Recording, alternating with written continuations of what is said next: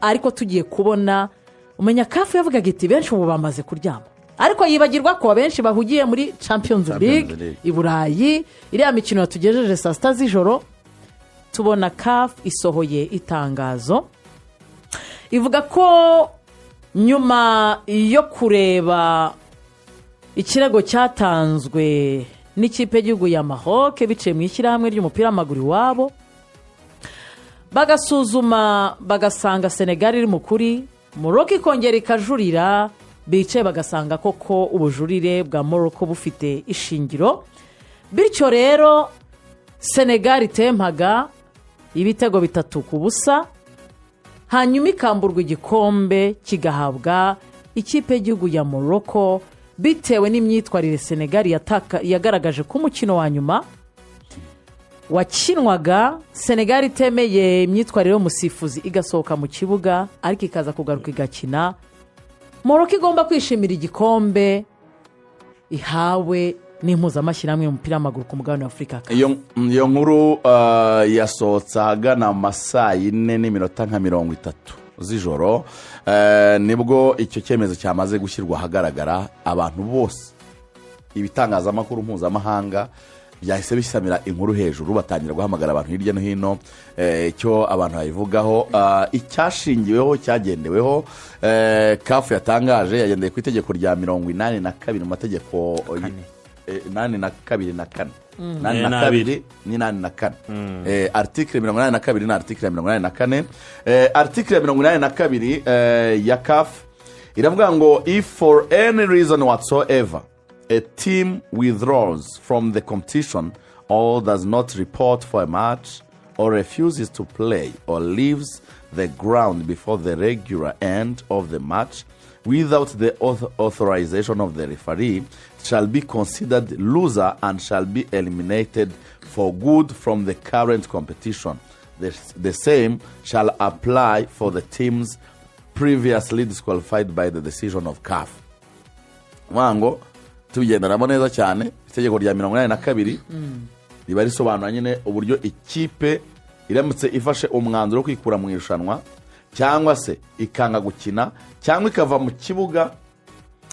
Nuko ngo hari one kwikora muri competition, kwikura mu irushanwa, kutagera ku kibuga bakiniraho, cyangwa kwikora mu kibuga match itarangiye badahawe uruhushya n'umusifuzi. Urumva iyo kipe izafatwa nk'itakaje umukino, hanyuma igasezerwa nyine burundu muri iryo rushanwa. None itegeko rya 83 reka tuyajyana na 3 ntago ari maremare.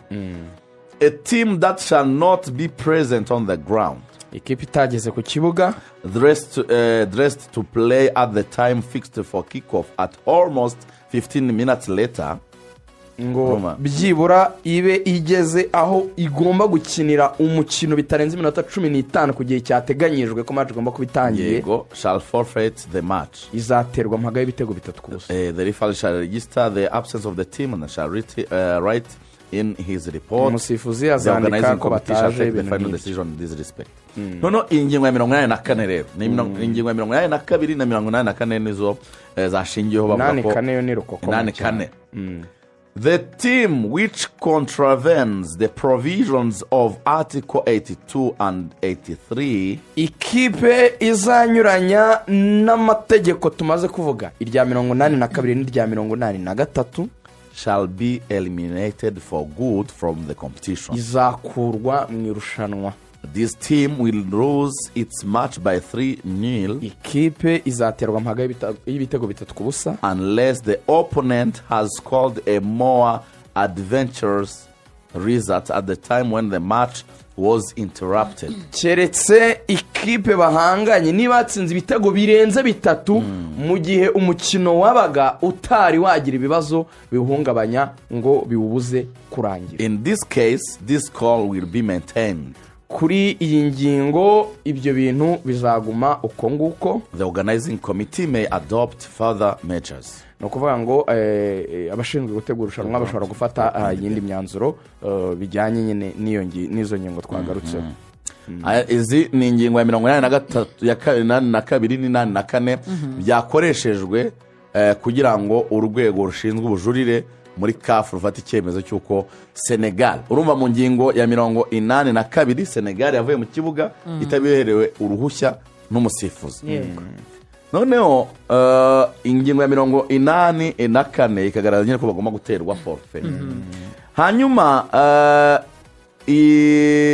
impuzamashyirahamwe ishyirahamwe ry'umupira w'amaguru mu gihugu cya senegal yego naryo ryagize reaction muri iki gitondo. urumva ryagize reaction igira iti kuko bagomba gusubiza igikombe bagatanga n'amafaranga y'abandi. Celebration yo ntibayidukuramo iri mu mitima ntacyo wayikoraho ariko ibifatika bagomba kubitanga. La Fédération sénégalaise de football a pris connaissance ces jours. Wakampaye kugira ngo ngasobanure ngafite buriya biba byiza gusoma ugenda interpreta ibintu ko nkaguhe rwose rugaju nkagukacike hano bigize rugaju ayo bita Leonidas gukacike ugikoresha amagambo nawe y'ikinyarwanda wankacitse ako gacupa ariko ati kampereze nkagutomere kankacike wakabonye kangezeho reka bakagukacitse wakankacitse. La Fédération sénégalaise de football ishyirahamwe ry'umupira w'amaguru mu gihugu cya Senegal a pris connaissance ce jour de la notification de la décision rendue le 17 mars 2026 yamenye icyemezo cyafashwe itariki 17 z'ukwa gatatu 2026 par le jury d'appel de la Confédération africaine de football binyuze mu kanama k'ubujurire ka kafu dans le cadre de l'affaire bayihaye nimero kuri kesi yabo na Maroc muri cyo washaka kuvuga. Cette procédure fait suite à la plainte formulée lors du match numéro 52 de la Coupe d'Afrique des Nations Total Energy Maroc 2025 opposant le Sénégal au Maroc. Nibyo byari umaze kuvuga ubwo ni icyemezo kireba match yo ku munsi wa 52 ku gikombe cya Afurika yahuje Senegal ndetse na Maroc. Par cette décision le jury d'appel de la CAF a déclaré la paire de la Fédération royale marocaine de football recevable et l'a admis. Komeza. Vango. Ce faisant, l'instance a annulé la décision qui avait été rendue par le jury disciplinaire de la CAF au motif que le droit d'être entendu de la partie appellante n'aura pas été respecté lors de la procédure de première instance.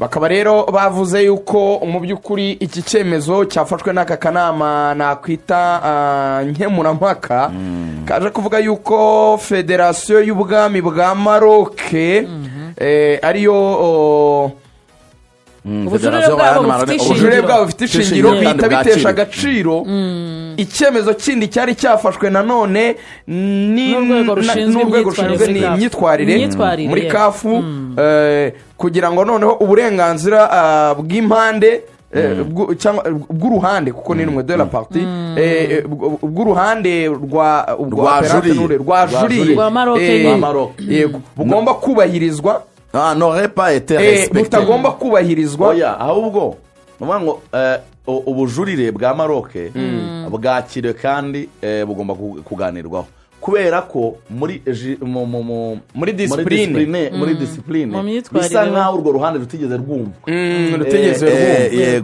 lors de la procédure de première instance ntabwo bigeze batega ntibigeze barwumva.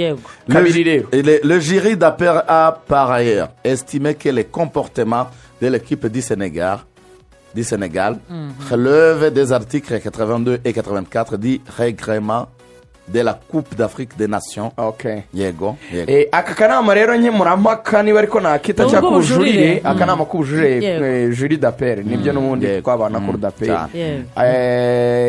kakaba rero kavuze yuko imyitwarire y'igihugu cya Senegal yahonyoye ingingo ya 82 ndetse n'iya 84 zigize amategeko agenga amakipe y'ikindi gikombe cya Afurika cy'ibihugu. En conséquence, bityo rero ingaruka la CAF a déclaré que la FSF, la Fédération sénégalaise de football, avait enfreint l'article 82 et a prononcé la perte du match par forfait pour le Sénégal.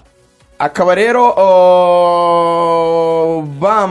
kafu yamaze kwemeza yuko federasiyo ya senegare itewe mpaga y'ibitego 3-0 kubera nanone kwica itegeko rya 82 bakaba rero igikombe bagomba kukibaka. La fédération sénégalaise de football dénonce une décision unique sans précédent et inacceptable qui jette les discrédits sur le football africain. Iyi ni ingingo ikomeye rero n'ahangaha bazi. Federasiyo y'umupira w'amaguru mu gihugu cya senegare ikaba yafashe iki cyemezo nk'icyemezo kidakwiye kandi kidakwiye kwemerwa namba kuko gitesha agaciro ishyirahamwe ry'umupira w'amaguru ku mugabane wa Afurika cyane. Pour la défense de ses droits et des intérêts du football sénégalais, mu rwego rwo kurengera uburenganzira ndetse n'inyungu za federasiyo y'umupira w'amaguru mu gihugu cya Senegal, la fédération engagera dans le plus bref délai une procédure d'appel devant le tribunal arbitral du sport. federasiyo y'umupira w'amaguru mu gihugu cya Senegal ikaba igiye kujuririra iki cyemezo mu rukiko rwa siporo i Lausanne mu Busuwisi, ubwo ni TAS, tribunal arbitral du sport. La fédération sénégalaise de football réaffirme son engagement indéfectible envers les valeurs d'intégrité et de justice sportive et tiendra la public informé des suites données à cette affaire. Wango kangaka rero wango federation y'umupira w'amaguru muri Senegal ikaba ishimangira kandi ihagaze ku ihame ry'ubunyangamugayo ndetse n'ubutabera mu kintu bita umupira w'amaguru ndetse no muri siporo muri rusange. Kabibwiye rubanda ngo mu minsi ya vuba turaza kubamenyesha ibikurikiyeho, ariko turajya i Lausanne, bagomba kugira Lausanne, nta kindi bakora. So à cet effet reka mabwira akantu kamwe gashobora kurirengera Senegal i Lausanne, kamwe gusa niko konyine ngiye kuvuga. Yego, ubundi tubone kubisesenguraho gake. IFAB, kuko ubu tugiye mu nduru nyine zabyo. IFAB ni ukuvuga ngo IFAB ni ishyirahamwe ry'ibijyana n'imisifurire ku isi. uko rikoze rero ni ishami ribarizwa muri FIFA, rikaba rikoze gutya, ni ryo rishyira amategeko y'umupira w'amaguru ku isi yose. Iyo IFAB rero ikaba 50% igizwe n'abongereza, like abo muri England, not UK, abongereza ubwo igihugu nk'ubwongereza, oya abongereza England ku giti cyabo, abongereza hari abaza Arsenal na za Man U gusa, apana hari muri za Scotland na za Nyarugenge hari ya London ku murwa mukuru rwose. Wibari cy'uyoborwa n'umwami, bakiyoborwa na prime minister gusa. Aho rero 50% nibo, hanyuma indi 50% ni ya FIFA. Nibo bakora amategeko ku isi. Amategeko rero law 5 itegeko rya 5 igika cya 2 decisions of the referee. Umva ingingo Senegal izitwaza mu rukiko. No kuvuga ngo ingingo ya 5 ivuga ku byemezo by'umusifuzi. Biba bimteye bite, nanjye niho ndyamye rwose. Decisions will be made to the best of the referee's ability according to the laws of the game and the spirit of the game, and will be based on the opinion of the referee. Ibyemezo bizafatwa mu kibuga cyangwa ku mukino bizashingirwa ku byemezo n'ubushobozi umusifuzi ahabwa bijyanye n'umukino ukomeze, who has the discretion to take appropriate action within the framework of the laws of the game. Niwe ufite uburenganzira negazwa bwo gufata ibyemezo mu mukino ashingiye ku mategeko agenga umukino.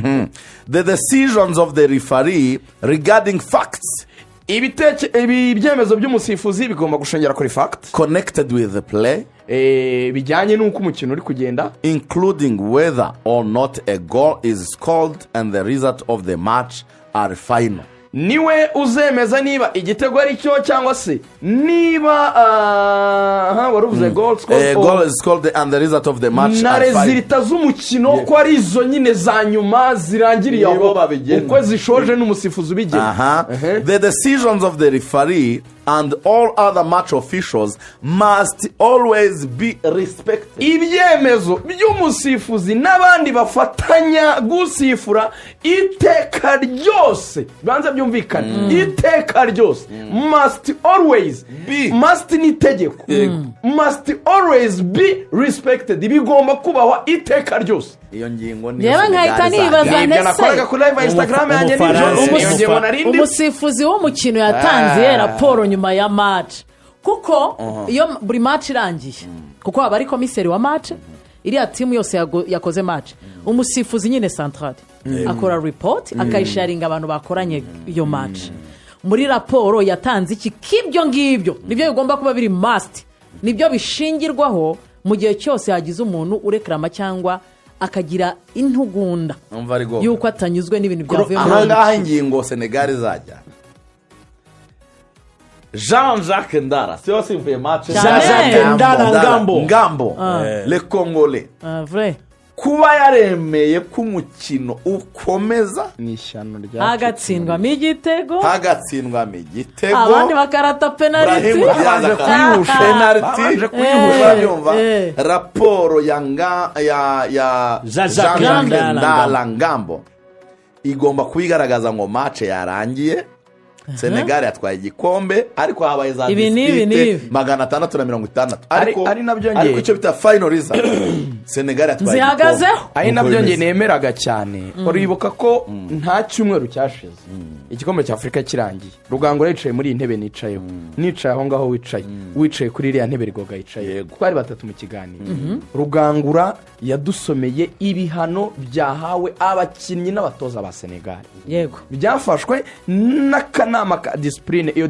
disciplinary committee ya CAF twavugaga birimo amafaranga baciwe mwibuka ngo sinze ngo amafaranga ngahe abantu benshi cyane bahano benshi cyane n'aba Maroc barimo ba Saibari bari abajya kurwana n'iby'amasume ibyo byemezo birafatwa birarangira nge kuva natangira kuri umupira ikintu nabonye cyatumye ikipe yamburwa igikombe kimwe rutoki nabonye cyonyine wenda zigakirwa no mu byiciro bya kabiri ni skandari za ruswa zagaragaye ibyo ngibyo bikaba bitari mu mbago z'iby'umusifuzi ya control mu nyumve neza ni ukuvuga ngo ibintu byabaye impamvu byateye urujijo byabereye mu mbago z'ikibuga kwizigira dutandukanye ibi bintu urabona nk'ibintu byabaye kuri za Juventus ikamurwa mu cyiciro cya kabiri ikamburwa n'ibikombe n'ibintu byakozwemo iperereza bigaragara ko Juventus ibintu yakoraga yabikoreraga hanze y'ikibuga noneho hakaza kuba manifestation mu kibuga y'ibintu bihindura resultat donc amakipe akitsindisha abakinnyi bakayiha ibitego n'ibindi amafixing n'ibindi ibyo ngibyo birenze ikibuga kuko umusifuzi ntabifiteho control bikorerwa hanze y'ikibuga niba nagiye nk'abakinnyi batanu ruswa bakaza kwitsindisha umusifuzi ibyo nta nubwo abishinzwe wareba barone n'amategeko yigenga none twebwe kesi twagize twabonye avec no desi nk'uko kirisajya bivuga pa no desi ibintu twabonesheje amatwi yacu yombi tukabyumvisha n'amaso yacu yombi ibi bintu ubwo hari abagiye kugakata ngo muzimbogo mbivuze mbishaka kugira ngo mbasetse kandi ibyo bintu ko byabaye tubireba bikabera mu mbago z'ikibuga umusifuzi wo hagati n'abakomiseri n'abasifuzi bo ku ruhande ko bazi ko niba ikipe imaze 15 minutes ubundi iyo 15 minutes yayindi wemerewe gukerera ni nayo wemerewe kwigaragambya yararenze twese twarabiri yararenze kuki atafashe ifirimbi ako kanya bikiri kuba ngo sifura avuga ati njyewe nkurikije igihe mwasohokeye mu kibuga iminota 5 irashize 10 irashize 15 nemerewe n'itegeko irashize ngo atamira ifirimbi asifure pyu Senegale mutewe forfait Maroc twari igikombe yarabyemerewe yari kubikora ariko uko umukino wari uri kugenda hari agiye guterwa penalty rega yabonaga hari icyizere iyo babwira bakayitera nta muzamu urimo ikibazo kiri he twe twari dufite icyo kibazo ariko umubwira ati wowe tera penalty niba bavuye mu izamu yivanyemo yiteru itsinda nta muzamu urimo si hari ikibazo se yiteru itsinda hanyuma baremera bati bahamagara Sadio Mane na kapitene mu byibuke wa Senegal wa Maroc baraganira n'umusifuzi abatoza baragiye baraganira mu byibuke kuri bande tour cyane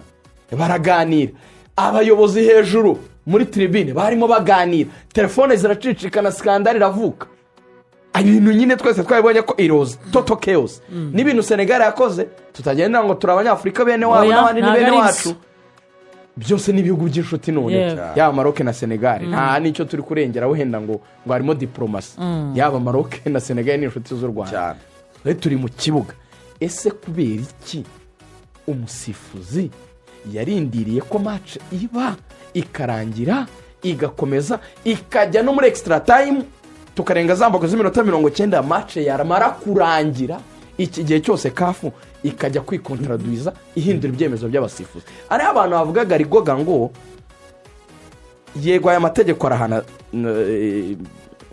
ntuza Senegal nkuko nayo ifite yo kwizigera garutse yo ya kabiri nani na kane, ariko nayo ikagiriye gatanu yo muri tasi yo muri izajyana muri tasi. Yego, ikibazo kikaba iki ngiki ikitwa common sense, inyurabwenge, kuko amategeko yego ariho pe, ariko hari ukureba ibintu ukuntu byakozwemo, amakosa yabayemo, sinzi iki umuco wo kudahana abantu babyumve neza, ariko hari ukuntu iyo kese mwayitreatinze mu kibuga, hari n'ukuntu disciplinary committee yayitreatinze.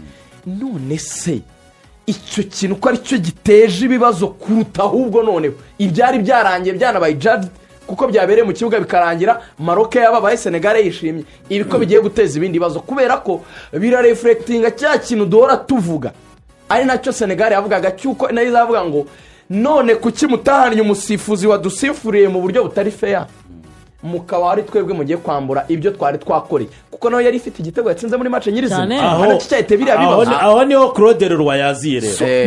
Claude Leroy wakomereza rwose yaziyemo, murabyuka nene waganirije Sadio Mane, amubwira ati garura abagenzi bawe, nayo bahamagaye kuri televiziyo ya France 24 yagiye none abireba, bamuhamagaye.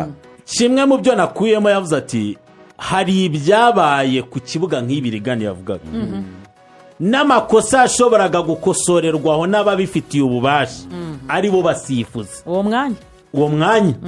Aravuga ati rero decision nk'iyi yije gutya twemeranye ko hari byinshi byatwikiriwe byirengagijwe en faveur ya Maroc. Ati birakomeza kwambura icyubahiro n'agaciro k'umupira wa Afrika. Reka ngurugero kuko abantu bacunganye n'ibyo mwumva uburyo biri en faveur ya Maroc. Hari ibindi bihano byatanzwe. Erega hari ibindi bihano. Ismael Saibari yego yari yahagaritswe imikino ingana, yari imikino ine, yari ine. Ubu ni match imwe n'indi isubitse, bagabanyije ibihano, banamuha gutanga amande y'ibihumbi 100 by'idolari cyangwa ibihumbi 100. Yes, ibihumbi 100 by'amadolari byakuweho, byari byatswe Maroc nabyo byakuweho. Aba boy murabizi ko Maroc yari yabihaniwe, yego bayagabanyije asigara ku bihumbi 50 byonyine by'idolari. Muri make batangiye kwerekana ko Maroc nyine nta kosa rikomeye yakoze, urumva ko iri kujya muri murabyuka kuri za reza bari babahaniye batunga amazamu ku gihe cyo gutera penalty, bayagabanyije bayagira ibihumbi 10 byonyine. Ibyo ni ibindi bihano byagiye bitangwa, ari naho abasesenguzi baziye bati ntacyo guca ku ruhande biramfavere ya Maroc. Sadio Mane ce qui se passe est allé trop loin. Ati byabaye biri kure cyane, birimo birajya kure cyane. C'est pas le football pour lequel nous nous battons, pas l'Afrique nous croyons en. Il y a trop de corruption dans notre jeu et ça tue la passion des millions de fans à travers le continent. Les joueurs donnent tout sur le terrain, mais les décisions hors de celles-ci décident des matchs et des trophées. Je suis profondément déçu, non seulement pour le Sénégal, mais pour le football africain dans son ensemble. Nous méritons mieux, les fans méritent l'équité, transparence et respect. Yavuze amagambo akomeye. Ati ibyo tubona biri kujya kure cyane. Ati ibi ngibi ni ibintu byakomeje kugenda byica umupira twihebeye donke twarwaniye ati ibi ngibi rero bikaba ari ibintu bigaragaza ruswa iri mu mupira w'amaguru ku mugabane wa Afurika. Ati ndatengushywe cyane atari kubera Senegal gusa ahubwo kubera umupira w'umugabane wa Afurika muri rusange. Ati umupira wa Afurika ukwiye ubutabera butavangura equite donc kutarobanura ku rutonde kutavangura transparence gukorera mu mucyo ikindi cyane masoroni ndetse no kubaha tukanawubahisha. Ati ibi ngibi nyine abafana n'abakinnyi bakwiye ibyiza, abafana n'abakinnyi bamerita ibyiza birenze ibinyine zijije. yewe nababaza ikibazo kimwe, hari akandi kantu kamwe tutubaza. Senegal iramutse ihanwe ntago byarangira gutya gusa, kuko article ya 59 muri CAF ivuga ko equipe yo hemejwe forfait muri edition ya kani ikurikiraho iyi ngiyi nyine yo babonye forfait muri iyi ngiyi ubwo twita ya 2025 ntabwo ikurikiraho bemererwa kuyikina bakanatanga ibihumbi 20 by'amadolari y'Amerika. Bwango nibiramuka bibaye confirmed ntabwo muri aka karere kacu Senegal muzayibona, ndetse igatanga n'ibihumbi 20 by'amadolari y'Amerika. none se ubundi ko kafari ibikora ko itabisohoye ko itabikomerejeho nabyo mu bihano yatanze, kuko niba itegeko ribikwemerera naryo rishyiremo, kuko yatweretse ko ari n'abagabanyirize konfirime bamenye ko barwanye n'amakosa yose abagomba. Niba ari n'itegeko rivuga yuko ubwo batazanakina mondiale naryo nimurishyiremo. Njye mfite ikibazo kimwe ko nagira ngo tubiveho. Akantu kenshi yavuze ngo bibaye iyo biba Brahim Diaz agatsinda penalty oya byose byari guhinduka, igikombe cyari kujya muri Maroc aho nta cyabaye. none se Brahim kandi byari kurangira muri komite ya discipline iriya nyine yo guhana abamasoma n'ikibazo iki basayibari kwivumbura icyo utuntu nk'utwo tw'amafaranga. njyewe reka mbabwize ukuri ibintu ni kati zahora yicuza umusifuzi yanzuye ko asifura umukino wa nyuma w'igikombe cya Afurika. Ibintu byari byateguwe, urumva ibintu byari byateguwe.